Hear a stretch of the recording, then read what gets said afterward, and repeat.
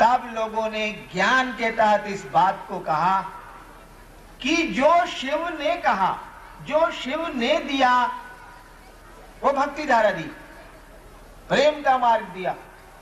जो शिव ने कहा, जो शिव से आया, उसे कहा गया आगम।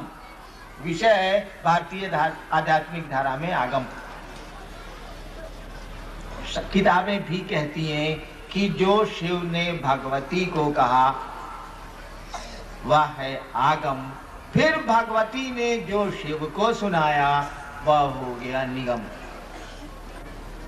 हम लोग आगम निगम के लफड़े में नहीं पढ़ने जा रहे हैं, लेकिन जो शिव ने कहा वह हो गया आगम।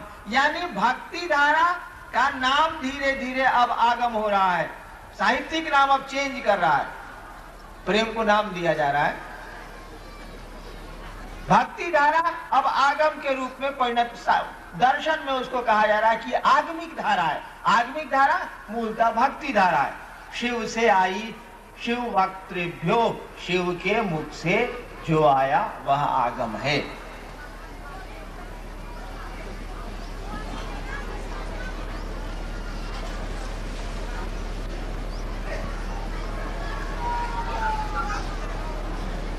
जो शिव की पूजा की परंपरा धीरे धीरे इधर आई, वैदिक काल में आई,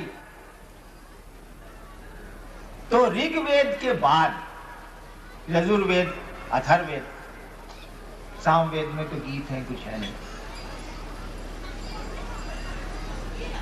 यजुर्वेद और अथर्ववेद के पीरियड में शिव से जुड़ी हुई शक्ति धीरे धीरे स्वतंत्र रूप में निखरने लगी है।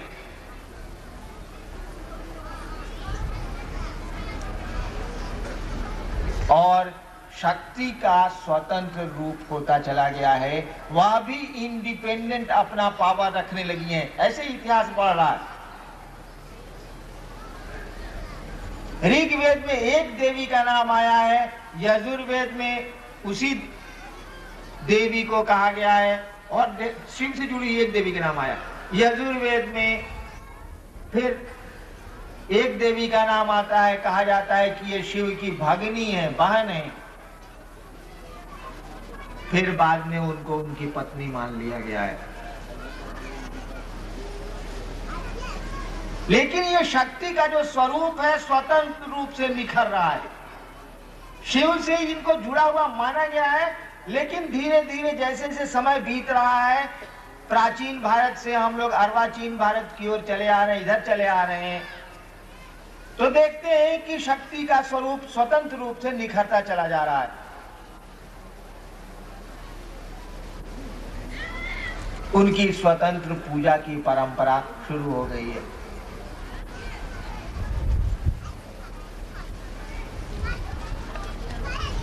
धीरे धीरे क्या हुआ कि सक्षम गुरुओं की कमी होने लगी।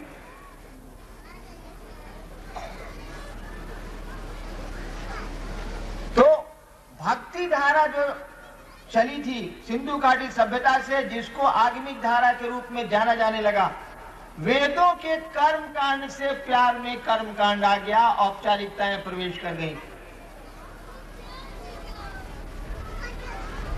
यानी आगमिक धारा भी सिस्टम में आने लगी। प्यार तो सिस्टम जानता नहीं, प्यार प्यार है। स्वतः शिव के प्रति लोगों के प्यार की स्थिति कम होने लगी, तो प्यार पैदा करने का तरीका ढूंढा जाने लगा। प्यार पैदा करने का बहुत सुंदर तरीका इस देश में भी एक है। एक हमारे गुरु भाई ने कहा कि प्यार तो पैदा हो जाता है, किया नहीं जाता। बात बिल्कुल सही है। हमारे देश में प्यार पैदा करने का एक बड़ा ही सुंदर तरीका है, बड़ा ही सुंदर प्रचलन है। हमारे यहाँ की शादियां, लड़का लड़की को नहीं जानता है, लड़की वाले लोग लड़के वाले लोगों को बिल्कुल नहीं जानते हैं। वार्ता चलती है, कथा वार्ता होती है। मिथिला में कहा जाता है कथा। मैं जब मधेपुरा में था तो मैंने इस शब्द को जाना। कथा छई इसका मन है कि ब्याह शादी का गौप है नहीं।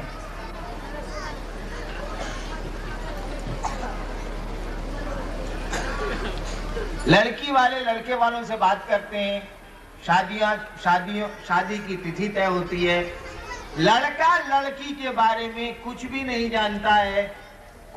लड़के की मना स्थिति, लड़की की मना स्थिति, दोनों का परिवेश भिन्न है। न लड़की लड़के को जानती है, न लड़का लड़के को जानता है। दोनों की स्थितियां और परिवेश भी भिन्न भिन्न है।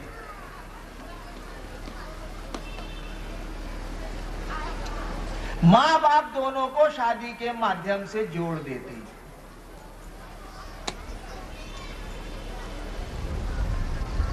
माँ बाप दोनों को शादी के विवाह के उत्सव में दोनों को जोड़ देते हैं, शादियां करा देते हैं।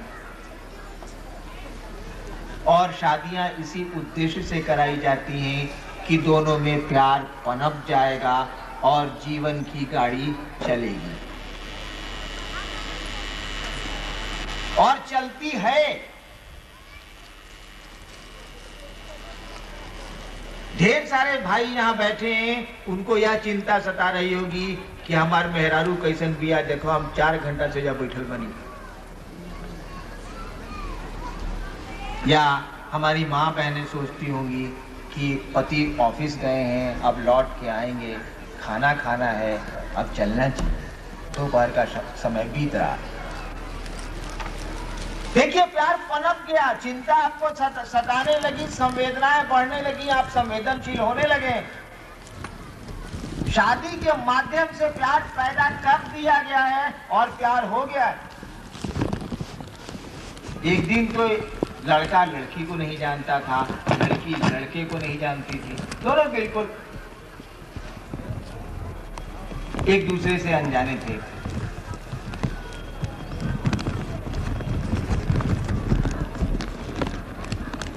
तो जब शिव से स्वतः प्यार करने की मना स्थिति में कमी आने लगी लोगों को, इसमें सहारा दिया वेदों के कर्म कांड में। वह आगमिक धारा भी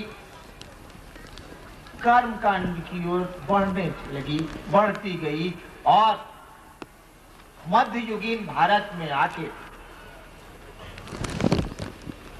10वीं शताब्दी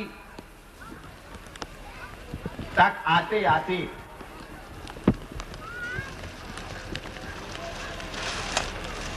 आगमिक धारा जो बाद में तंत्र के नाम से जानी गई, उसको भी मजबूर होना पड़ा वेदों का वर्चस्व स्वीकार करने को। कोई उपाय नहीं बच गया।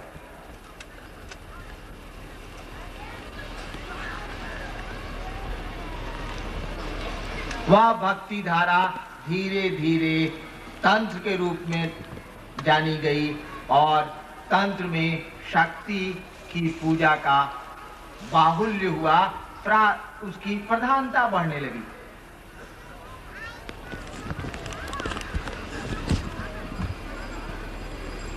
अब शक्ति को जगा के शिव से जुड़ने की प्रक्रिया प्रारंभ हो रही है और शक्ति को जगा के शिव से जुड़ने की इस प्रक्रिया का नाम तंत्र हो गया। यह आगमिक धारा ही है। आगम बाद में चल के जाना जाने लगा तंत्र के रूप में। तीनों सभी चीजें एक ही हैं, भक्ति धारा, आगम और तंत्र एक ही जमीन पर पनपे हुए फूल हैं। ये अलग अलग चीजें नहीं है। ये तंत्र प्रोडक्ट है भक्ति धारा का, आगम प्रोडक्ट है भक्ति धारा का, यानी मूल में भक्ति धारा ही है। और इसका बहुत सुंदर प्रमाण, छोड़िए इतिहास को, क्या बोलता है इतिहास, इसका बहुत सुंदर प्रमाण आपको मिलेगा। आप भारतवर्ष के तांत्रिकों की जीवन गाथा को पढ़ लें। आप इस देश में जो तांत्रिक के नाम से जाने गए हैं लोग, उनका जीवन इतिहास पढ़ लीजिए, साफ लगेगा कि यह भक्ति धारा है। भारतवर्ष के तांत्रिकों का नाम लीजिए तो जरा, जिनको हम आप जानते हैं, उन्हीं को न बड़ा मानेंगे हम लोग। इधर से चलिए, वर्तमान काल से हम लोग पीछे थोड़ा सा घुस के देखें एक दो उदाहरण। रामकृष्ण परमहंस, विवेकानंद जी के गुरु, जीवन शुरू किया कर्म कांड से। शुरुआत है, प्यार पनपाने की कोशिश हो रही, और आ गए कहां? बिल्कुल प्रेम में, भक्ति में। अपने शिष्य विवेकानंद को कहते हैं नोरेन मां डाकचे, नरेंद्र मां आवाज देती।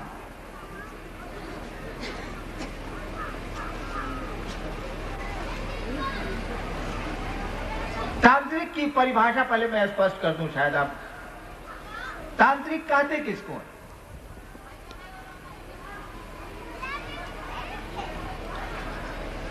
जो शिव और शक्ति से प्रेम करता है उसे ही तांत्रिक कहते हैं।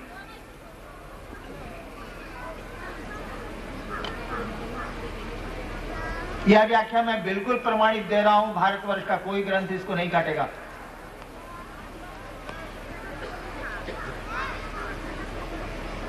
योग से जुड़ा हुआ विज्ञान है हमारे यहाँ, बहुत बड़ी पुरानी पुस्तक है हम लोगों के पास, विज्ञान भैरव तंत्र। विज्ञान भैरव तंत्र में 112 योग की विधाएं हैं, तंत्र की विधाएं उसमें नहीं। वैसे तंत्र की क्या विधा होगी, प्यार की कौन सी विधा होती? विज्ञान भैरव तंत्र की शुरुआत में भगवती पूछती हैं शिव से,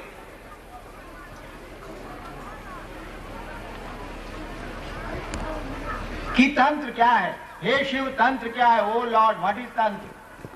हे शिव तंत्र क्या है? शिव कहते हैं कि हे पार्वती, तंत्र कुछ भी नहीं है, बस प्यार और समर्पण है। ओ देवी, लव, तंत्र is nothing but love and surrender. तांत्रिक उसे कहते हैं जो शिव और उनकी शक्ति से, उनकी इच्छा से, शक्तियां शिव की इच्छा है। तांत्रिक उसे कहते हैं जो शिव और शक्ति से प्यार करता है, प्रेम करता है। और आप जानते हैं प्रेम लेता नहीं है, प्रेम देता है। प्रेम में लेने का सिस्टम नहीं है भैया, देने का सिस्टम। किसी को प्रेम करके देखिए, आप उससे कुछ भी लेना नहीं चाहेंगे, देना चाहेंगे। मेरे सुख अब तेरे, तेरे दुख अब मेरे। दुख लेना चाहेंगे, दुख उसको देंगे नहीं, उसको परेशानियां देंगे नहीं। जो तुम आ जाते एक बार, कितनी खुशियां, कितने संदेश पथ में बिछ जाते, वन पराग गाता प्राणों का तार तार। देखिए प्रेम की स्थिति। तो जो शिव और शक्ति से प्रेम करते हैं, भारतवर्ष उन्हें तांत्रिक मानता रहा है। यही तांत्रिक की परिभाषा है। और इस परिभाषा के तहत हम जानते हैं कि रामकृष्ण परमहंस भगवती के, काली के बहुत बड़े भक्त थे। और देखिए उस तांत्रिक की मना स्थिति, नोरेन मां डाकचे।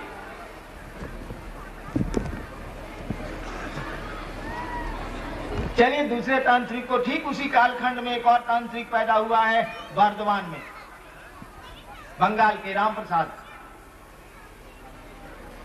कमलाकांत पुजारी थे काली मंदिर बर्दवान के। वो बंगला में ढेर सारे गीत हैं कमलाकांत के। आज भी आप बर्दवान के उस वो जो उनका बर्दवान की महारानी थी, उनका जो मंदिर है, आप जाएंगे तो देखेंगे कि वो कमलाकांत जहाँ बैठा करते थे वहाँ आदमी की खोपड़ी रखी है और चिमटा रखा है, ढेर सारी चीजें उनकी रखी हैं। कमलाकांत ने शुरू किया साधना से, श्मशान की साधना से, मानव खोपड़ियों से साधना की होगी उन्होंने, अभी भी रखा है, मैंने देखा।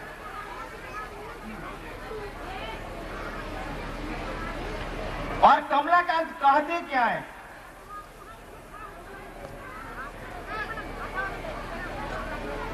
सकलई तुम्हार इच्छा, सब कुछ तुम्हारी इच्छा है। সকলই তোমার ইচ্ছা, ইচ্ছাময়ী তারা তুমি, তোমার কাজ তুমি করো মা, লোকে বলে করি আমি। দেহ যন্ত্রে তুমি যন্ত্রী মা, দেহ রথে তুমি রথী, যেমন চলাও তেমন চলিমা, যেমন कराओ तेमन करी। देखिए समर्पण, देखिए प्यार। देह यंत्र तुमी यंत्री मां, मशीन रूपी मशीन, ये देह रूपी मशीन की तुम मशीन बनो। देह यंत्र तुमी यंत्री मां, देह रथे तुमी रथी, जेमन चलाओ तेमन चलिमा, जैसे मन करे वैसे ले चलो, जेमन चलाओ तेमन चलिमा, जेमन कराओ तेमन करी, जैसे कराना वैसे करा लो।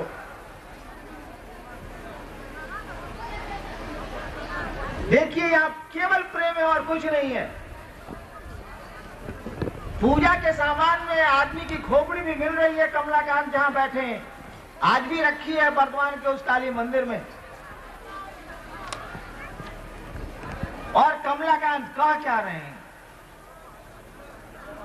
कह रहे कि लोके बोले कौरी आमी, लोग बोलते हैं कि मैं करता हूं, तुम्हार काज तुम्ही करो मां। हे मां, सारे काम तो तुम्हारे हैं, तुम करो। अरे लोग तो ऐसे ही बोलते हैं कि मैं करता हूं, मैं कहां करता हूं। देखिए प्यार और समर्पण।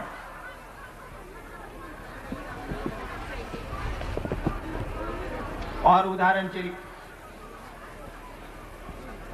एक और उदाहरण देखिए, वामा खेपा, बंगाल तारापीठ। वह मां का दीवाना है। मंदिर में वामा खेपा ने पैखाना कर दिया, मंदिर के पुजारी के पद से उनको हटा दिया गया। प्यार में होश ही नहीं रहा। वामा खेपा बिना तारा के रह ही नहीं सकते। प्यार में ऐसा लगता है कि अपने पॉकेट में रखते हैं वो भगवती को। यानी मैं यह कह रहा था कि तंत्र कुछ भी नहीं है, बस प्यार है। वो सिंधु घाटी सभ्यता से चली भक्ति धारा भारतवर्ष की। इतिहासकारों का यह कहना कि प्राचीनतम भारत में भक्ति धारा थी। आज भी इस वर्तमान काल में भक्ति धारा ही है। आज भी वही प्रेमोपासना है। आज आप घरों में देखें लोग क्या करते हैं, अगरबत्ती जलाया, प्रणाम किया, एक दो स्तुति गाली, देखिए वही प्रचलन है।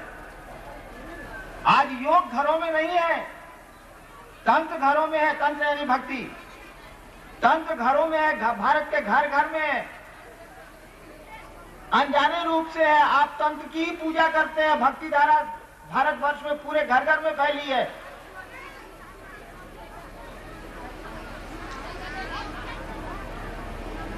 तंत्र और योग में कोई डिफरेंस नहीं, लेकिन शुरुआत में दोनों की विधा अलग अलग है।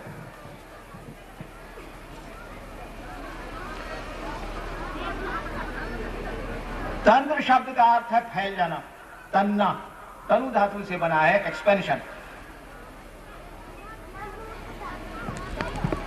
तंत्र शब्द का अर्थ है तन्ना, फैलाओ, इतना फैलाओ कि परमात्मा के मन के बराबर व्यक्ति का मन हो जाए, जीवात्मा का मन हो जाए।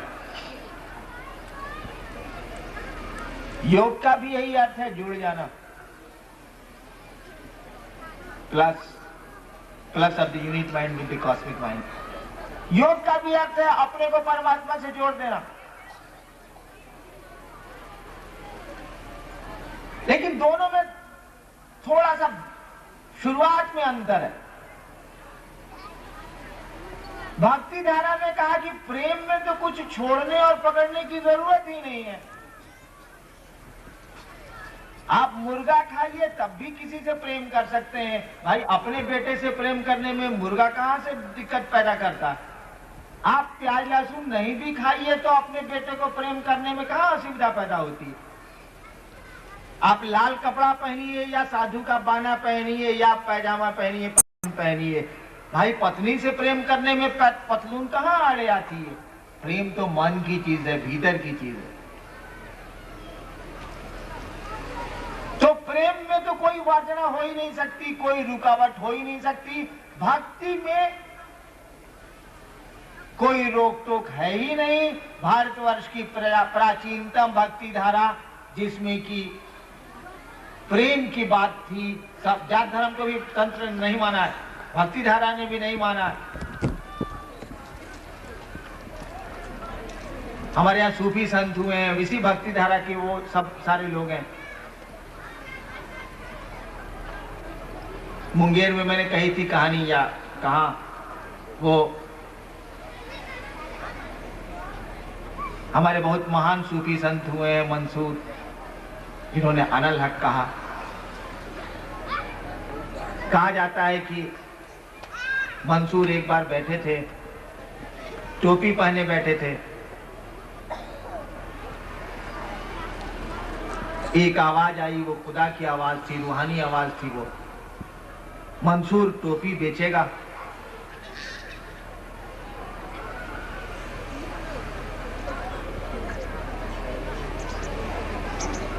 मैंने जो सुन रखा है वही मैं कह रहा हूं। खुदा ने कहा मंसूर टोपी बेचेगा। मंसूर ने कब कहा तेरे पास है क्या जो तू खरीदेगा? फिर आवाज आई मंसूर टोपी बेचेगा। और मंसूर ने फिर कहा तेरे पास है क्या जो तू खरीदेगा? आवाज आई पूरी कायनात मेरी, पूरी सृष्टि मेरी, सब कुछ मेरा, और तू कहता है कि मेरे पास है क्या जो मैं खरीदूं? बोल, बेचेगा अपनी टोपी? मंसूर ने कहा ठीक बेचूंगा, एक मेरा काम कर दे, मैं बेच दूंगा टोपी अपनी। खुदा ने कहा बोलो। मंसूर ने कहा मुझको जन्नत दे दे, लेकिन एक शर्त है, और किसी को मत देना। खुदा ने कहा ये कैसे संभव? मंसूर ने कहा ठीक, जन्नत न देता है मत दे, मुझको जहन्नुम दे दे, लेकिन एक शर्त है, और किसी को फिर मत देना। खुदा ने कहा ये भी कैसे संभव है मंसूर? मंसूर ने कहा मैंने कहा ना कि तेरे पास है क्या जो तू खरीदेगा? मुझको टोपी नहीं बेचनी, तू जा। देखिए प्यार, ये संवाद क्या बोल रहे हैं? एक दीवाना है खुदा का, प्रेमी है भगवान का। ये संवाद तो इसी के द्योतक है ना। तो प्यार में तो क्यों कोई वर्जना होती नहीं।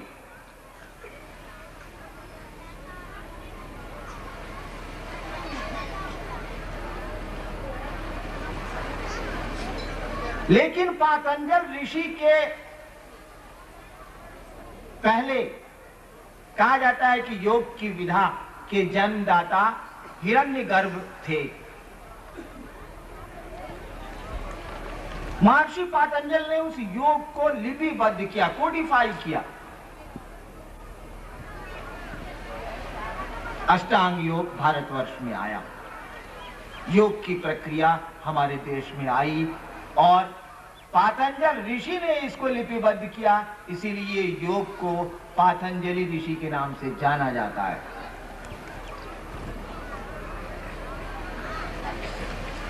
योग का पहला सिद्धांत बना कि भाई मन से परमात्मा को जुड़ना है। मन बहुत चंचल है, इसीलिए मन को नियंत्रित करो। चित्त वृत्ति निरोधा योगा। संस्कृत मुझको नहीं आती, सुधार कर लेंगे आप। चित्त वृत्तियों का निरोध योग है, यानी मन को कंट्रोल करो। ब्रह्मचर्य करो, अस्तेय करो, अपरिग्रह करो, यम नियम जो है उसके 10। योग ने शुरू किया कि अब तुम अपने मन पर नियंत्रण करो। प्याज लहसुन मत खाओ, क्योंकि पचने में गरिष्ठ होता है, 48 घंटे में पचता है, और यह मन को विचलित करेगा। कहा कि भोजन पर नियंत्रण करो।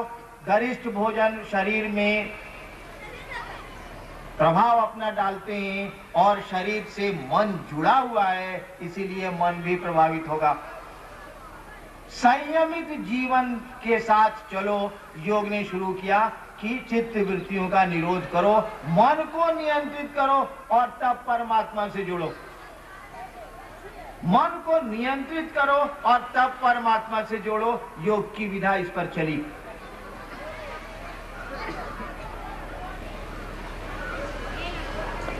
मन को नियंत्रित करके परमात्मा की ओर ले चलने की विधा योग के द्वारा आई। ठीक उसी जगह पर एक और विधा चल रही है, प्रेम की धारा। जहां प्रेम पैदा हो गया वहां मन तो स्वतः नियंत्रित हो गया। कई बार मैंने वो कहानी कही है कि एक साधु एक गांव के बाहर ठहरा था, बहुत दिनों से रह रहा था। शाम का समय था, गांव में लाउड स्पीकर बज रहा था। एक लड़का उस साधु के पास आया, कहा कि बाबा मेरा एक काम कर दीजिए। वह साधु अपने शिष्यों से बातें कर रहा था। साधु ने कहा बोलो बेटा क्या बात है। साधु उसको जानता था, गांव के बाहर रहता था, इसलिए सबको जानता था वो। साधु ने कहा बोलो बेटा क्या बात है। उस लड़के ने कहा बाबा ये जो माइक बज रहा है, ये जो लाउड स्पीकर गाना बज रहा है, वहां आज एक शादी होने वाली है। साधु ने कहा मुझको पता है, उसको भी निमंत्रण था, मुझको पता है। लड़के ने कहा कि बाबा इस शादी को रुकवा दीजिए। साधु ने कहा क्यों? कहा कि जिसकी शादी होने जा रही है उस लड़की से मैं प्रेम करता हूं, और अगर आज ये शादी हो गई बाबा तो सुबह मेरी लाश मिलेगी, मैं खुदकुशी कर लूंगा। साधु ने कहा देखो मैं उस लड़की को भी जानता हूं, तुमको भी जानता हूं, उससे सुंदर लड़की से मैं तुम्हारी शादी कराऊंगा, वादा मेरा। उससे अच्छे घर में तुम्हारी मैं शादी कराऊंगा, यह मेरा वादा रहा। तुम जाओ सो। अब तो शादी होने जा रही है, संभव ही नहीं। लड़के ने कहा बाबा अब क्या मेरी आप शादी कराएंगे, सुबह मेरे श्मशान मुझको ले जाने की आप तैयारी करिए। साधु ने अपने शिष्यों से कहा देखो इसे कहते हैं प्यार।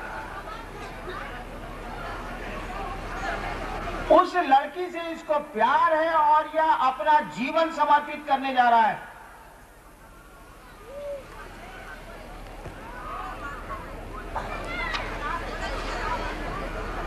इसको अभी कुछ नहीं सूझ रहा है उसके अलावा। लैला मजनू की स्थिति पैदा हो गई है, मीरा और कृष्ण की स्थिति पैदा हो गई, रामकृष्ण परमहंस और काली की स्थिति पैदा हो गई। आप बताइए कौन सी चित्त वृत्ति का निरोध किया था उस लड़के ने उस लड़की से प्यार करने को? अपनी पत्नी से, अपने बच्चे से प्यार करने के लिए कौन से अपने मन को आपने नियंत्रित किया है?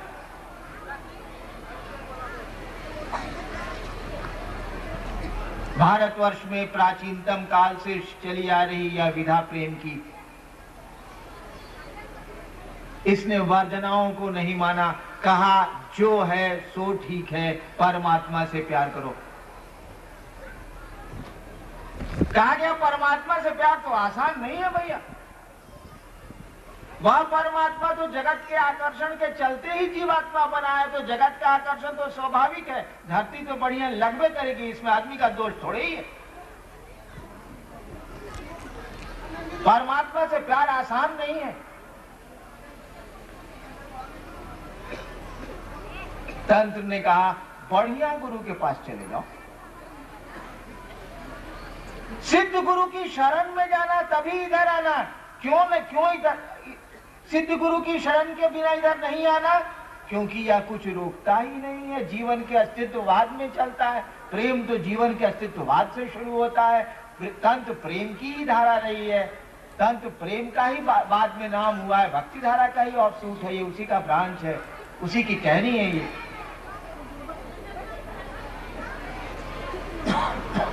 बहुत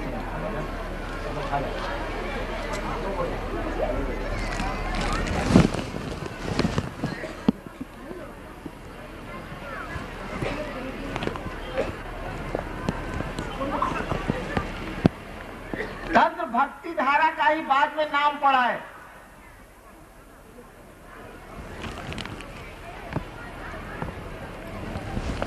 दंत ने कहा कि ये तो जीवन के अस्तित्ववाद से शुरू होता है, प्रेम तो जीवन के अस्तित्ववाद से शुरू होता है। प्रेम में जीवन के अस्तित्ववाद से वासनाओं को लाने की आवश्यकता कहाँ है? प्रेम तो पैदा होता है, प्रेम लेके हम पैदा होते हैं। बड़ी सुंदर विधा ये चली हमारे यहाँ। कहा कि प्रेम तो तुम्हारे पास है ही, इसके लिए कुछ सीखने तो जाना नहीं है। किसी माँ ने किसी से नहीं पूछा कि अपने बच्चे को वो कैसे प्यार करेगी। किसी पति ने किसी से नहीं पूछा कि वो अपनी पत्नी को कैसे प्यार करेगा। किसी पत्नी ने किसी से नहीं पूछा कि वह अपने पति को कैसे प्यार करेगी। यह तो जन्मजात है, कॉन्जेनाइटल लेके आदमी पैदा होता है। जैसे भय साथ पैदा होता है, प्रेम भी साथ पैदा होता है। भय, प्रेम ये सब मनोज वृत्तियां हैं, मन के साथ ही पैदा होती हैं, जन्मती हैं।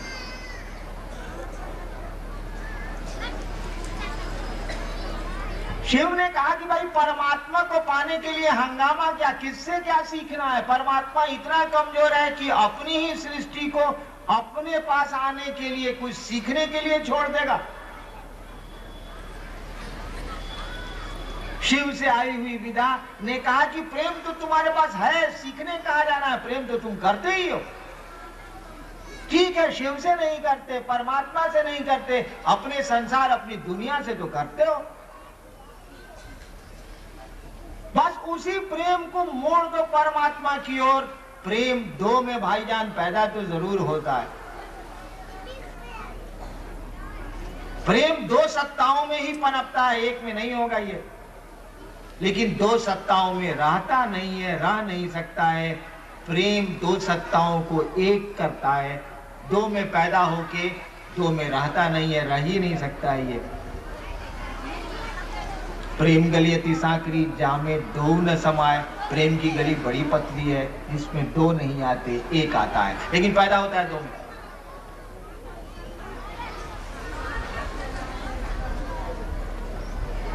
भारतीय आध्यात्मिक धारा में आई हुई यह विधा, प्रेम की धारा, ये भक्ति धारा, ये तंत्र की धारा, ये आगम की धारा,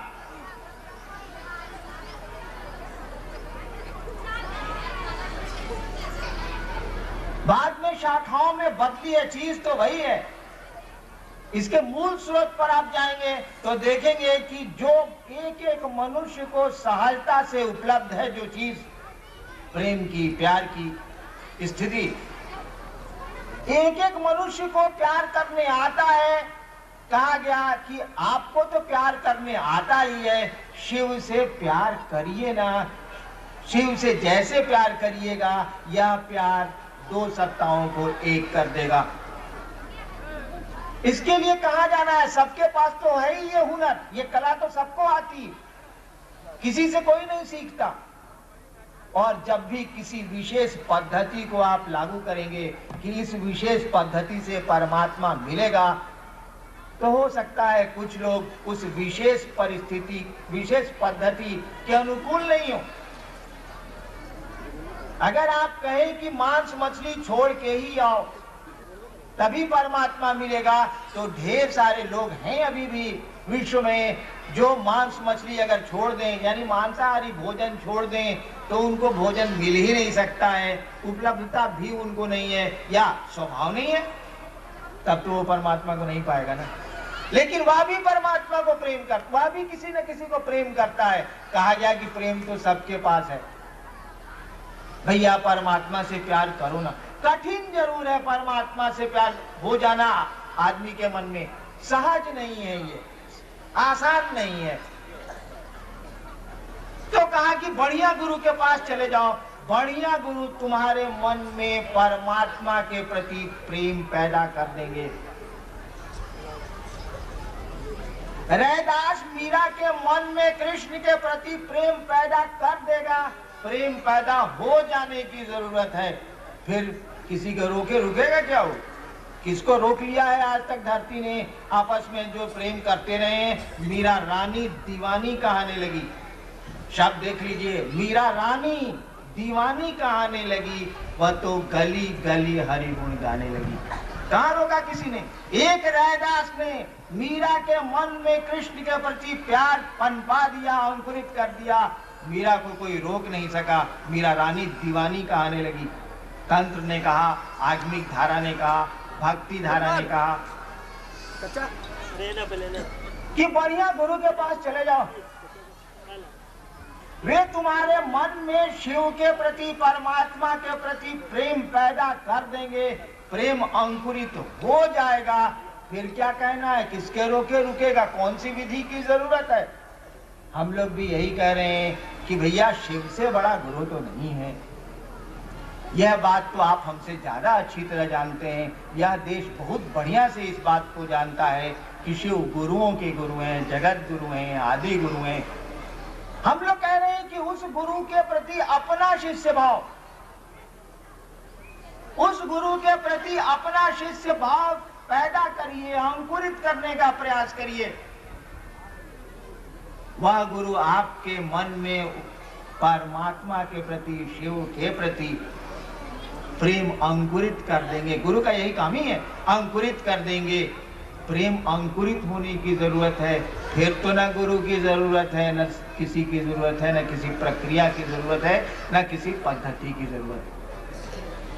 अब शिव गुरु से आपका जुड़ाव कैसे हो, आप शिव को अपना शिष्य भाव कैसे दे पाइए,